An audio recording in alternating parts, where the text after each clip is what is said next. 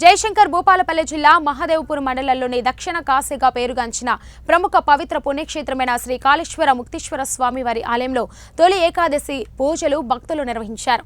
గోదావరిలో పుణ్యస్థానాలు ఆచరిస్తున్న భక్తులు కాళేశ్వర ముక్తీశ్వర స్వామికి ప్రత్యేక అభిషేకాలు చేశారు. శివనామస్మరణతో మార్మోగింది. శ్రీ కాళేశ్వర ముక్తీశ్వర దేవాలయం భక్తుల సందడితో పుష్కర్ ఘాట్ వద్ద కోలాహలం నెలకొంది.